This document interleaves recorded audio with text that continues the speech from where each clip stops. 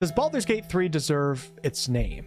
With the game that Larian has created here, does it deserve to be part of that series that contains two of the most influential and iconic RPGs of all time, Baldur's Gate 1 and 2? Let me know your thoughts down below after watching the video, as I am open to hearing what everyone thinks. So this was a much more heated discussion back in the early access days, especially early on when it was very clear that Larian was using several Divinity Original Sin 2 assets, especially for the user interface. And this of course made many players initially feel like this game was going to be Divinity Original Sin 3 over being a game that fits into the Baldur's Gate series. Just the fact that Larian had taken this iconic series and changed it to now be pure turn-based combat versus real time with pause, although there are similarities between both of those styles, I think that was enough to at least make it a plausible question to ask. The problem though was that the players that were asking this question, they weren't really asking it. They had more so already formed in their minds that Larian Studios had ruined the Baldur's Gate name. And then of course you would have the Larian fans getting angry and defensive at those players that were saying that, and these Larian fans would say, yes, it is worthy of the name, without really having anything to go off of. I mean, early access Baldur's Gate 3 didn't really offer much of a connection to the originals. Really, the only two things that we were going off of were, one, that the Dead 3 played a role in the game, and since the Dead 3 includes the Lord of Murder Bhaal, that would be one connection. And then also, we early access players, for the most part, knew that we were going to be going to the city of Baldur's Gate at some point, and that setting, of course, offers a connection to the originals. But actually, the funny thing is, you don't even go to the city of Baldur's Gate in Baldur's Gate 2. Baldur's Gate 2 takes place fairly far to the south and at Katla in the elven city of Saldanacelar. Perhaps a better name for the original games would have been Bhaalspawn 1 and 2, or the Spawn of Bhaal 1, the Spawn of Bhaal 2, but actually, now that I think of it, aren't we all spawns of the Bhaal?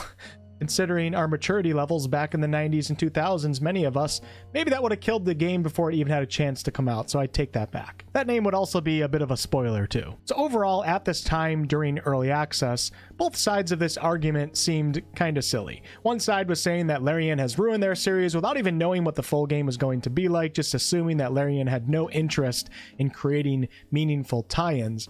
And then the other side defending it without knowing if Larian was actually going to honor the original series in any way, shape, or form. I mean, it's not unheard of in many types of media for a company to take an iconic name that garners attention and then not really paying homage to what made that name so great in the first place. Well, once the game fully released, it seems like the Larian defenders have won this one, as I don't see nearly as many comments these days or around the time when the game came out of people complaining about this game ruining the Baldur's Gate name, or just really angry that it doesn't have a different name. I think the most obvious surprise out of Larian here that works in their favor, and we didn't have access to this character in early access, was the Dark Urge origin character reveal. This is a spoilery part, so if you haven't played the Dark Urge yet, skip ahead to the next chapter marker. So I'm about 80% through my Dark Urge run. I've already done 2 custom runs, and I don't see any world where you don't see this as being a solid tie-in to the originals. I mean, you're quite literally a Bhaalspawn. Now, I guess you could think the storytelling is done poorly in BG3, which I don't think it is, and therefore you may think it's a bad tie-in. It's still a really big tie-in. Now, this alone for myself would be enough to make this game worthy of the title of BG3, as long as being a Bhaalspawn in BG3 does play an important role in the Dark Urge storyline, as opposed to it being just a simple tag. And from my experience and from what I hear from other players, it certainly does play a pivotal role in the Dark Urge storyline, which also, I need to add, ties into the main story of the game really well. So the Dark Urge storyline is part of the mainline story, which further cements me in feeling like Larian deserves to use the name Baldur's Gate 3. Also, considering that Baldur's Gate 3 takes place in 1492 DR, over 130 years after the original games, I think Larian did pretty damn good here. I don't think it's really reasonable to ask them to do a game that takes place right after the events in BG2, because those events are long past in the Forgotten Realms. Time has gone on in the realms, and also time has gone on IRL in real life, and things have changed. Larian found a way to keep the Bhaalspawn concept relevant and important without just creating a game based on a story from the past that has already been told. Personally, I think they did that fairly cleverly, although the quality of the story itself would be more subjective. In Forgotten Realms history, Baal creates the Baal spawn to sow chaos in the world and murder shit, also to allow for his resurrection. Well, in BG3, Baal created the Dark Urge character, albeit in a very different way than the original Baal spawn, and he wants you to sow chaos and murder shit and take over things.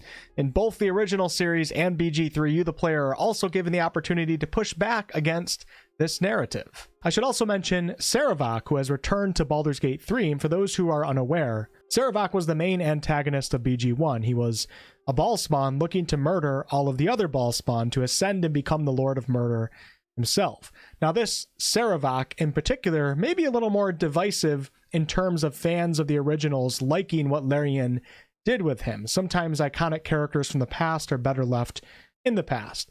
But personally, I was super pumped up when I saw him, but I'm also more of a casual enjoyer of the original series. And if you're an OG fan and you really know the story well and you kind of put an end to that Baal spawn saga with Sarevok, I can understand that Sarevok coming back in BG3 might have been better off not being in the game. But regardless, this is a pretty big tie-in to the original games, even though it's only one segment of Act 3. And if you experience this part as the Dark Urge, or you're playing with returning companions from the original games in your party, you get all sorts of references to the originals, and the companions talk about the past, and this really kind of makes you feel like you're tied to BG1 and 2. Now, the story of the Astral Prism and Orpheus and the Emperor isn't nearly as focused on Baal as the story is in BG1, but in Baldur's Gate 2, don't forget, the focus of that story is more centered on John Irenicus. Of course, it does tie heavily into the Baal spawn saga because Irenicus is using you as a means to an end. But that would kind of tell us that being a Baal spawn character is really what's most important here for a Baldur's Gate title. A game doesn't necessarily have to be as focused on the deity Baal himself, although that is one part of the overall equation. Now, moving on from the Dark Urge topic, which I think is a meaningful tie-in to the originals. I think most people would agree with that, right? Let me know down below in the comments. I haven't really analyzed my own opinion for that long on this subject matter, but I think most people agree that that's a really good tie-in to the originals. But most players don't play as the Dark Urge, so is Baldur's Gate 3 still worthy of having this name? Personally, I'm going to say absolutely, and there's many reasons for this, but first let me just quickly bring up that I don't think Larian Studios needs to make two names for one game just because there's the Dark Urge and then there's custom characters. And secondly, players who are not interested in the Dark Urge likely don't really care about the originals anyways, so the name of the game and where it comes from doesn't really matter to that player base as much. They don't really think about it like a fan of the originals would. Now, not playing as the Dark Urge, of course, doesn't feel like as much of a tie-in to the Baal spawn saga itself, but it still is a tie-in to what Baal and of course the other Dead 3 are up to in modern Forgotten Realms, not to mention what is Baal up to in the city of Baldur's Gate specifically. So Baal itself, or Baal himself, isn't necessarily the main part of the equation, but put Baal and the city of Baldur's Gate together and now we're getting really close to the original series. When you get to Act 3, there's so many little references to the original games, but also big story plots that feel really similar to quests from Baldur's Gate 1. Think of the coronation ceremony, which is a fairly big part of the story of BG3, which of course relates to Sarevok's coronation in BG1, although they take place in different buildings. There's plenty of locations that bring you back to the good old days in Baldur's Gate 1. The Elf Song Tavern, Sorceress Sundries, even the Iron Throne building, but you have to have already played the full game to understand how Larian tied that one in, and many more. And most of these locations offer these little tie-ins to BG1, little books you can pick up and things inside these places that make you remember. It might not be a Baal spawn story specifically, although the Dark Urge does still exist in the game even when you're not playing as the Dark Urge. There's no world where a player who played BG1 is not going to feel nostalgia left and right while playing BG3. And I of course can't leave out the returning companions and just characters in general from the original games. I mean, you can recruit Jaheira and Minsk and then have them accompany you. I can't leave out Boo. Accompany you while you're exploring the great lower city of Baldur's Gate, something that you got to do in Baldur's Gate 1 with those same characters. And it's just very nostalgic, and you're doing all this while unfolding a plot that deals with the Lord of Murder, Baal, a very important deity from the original games, It's just very Baldur's Gate-ish. Then, of course, we have Viconia, Elminster, Volo, and more, all of whom mean a lot to fans of the originals. And there's also a lot of really little things, like clicking on certain gravestones will give you some memories of the original games. Larian clearly cared a lot about that. But perhaps the most important aspect of what makes Baldur's Gate 3 worthy of the name, in my opinion, is quality. BG 1 and 2 are regarded as some of the greatest RPGs of all time. They were made with passion. They went above and beyond the times. They were very influential. I think it's even more so the case with Larian Studios and Baldur's Gate 3, way above and beyond what a lot of us are used to, especially in modern times. Way above and beyond. Incredible, incredible game. Very influential. Game of the year, etc. We're going to be talking about Baldur's Gate 3, I think, for as long, if not longer, than BG 1 and 2. I'd actually argue Baldur's Gate 3 is more influential because there's a much larger player base that has come into this franchise now than when BG 1 and 2 were around. Its quality alone might mean the most to me out of everything that we've talked about today. Regardless of your feelings on the story itself and its connection to the originals, Baldur's Gate is a series of quality and depth.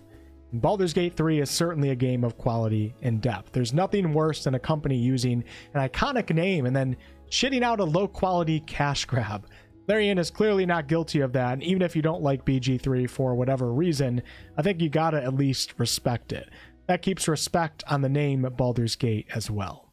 And lastly, I do think it's important that I bring up the feel of the gameplay itself, moving around, interacting with the user interface, interacting with the environment, even the aesthetics of the game. BG3 does look and feel in this regards much more like a Larian game versus being an old school BioWare game. And I can understand some of the frustration that some players may have with how BG3 feels, but at the same time, I am damn happy that it feels different. That was 20-something years ago. The times have changed. There's no such thing as old school BioWare anymore. BioWare is still around, but old school BioWare is certainly not. And all this is coming from someone who loves the original games and can still greatly enjoy them. Larian did what they're good at, and then they greatly improved on that while also paying homage to the originals in other very meaningful ways. I do see people from time to time saying that they wish that Obsidian got the license for Baldur's Gate 3, and while I love Obsidian, Pillars 2 is one of my faves,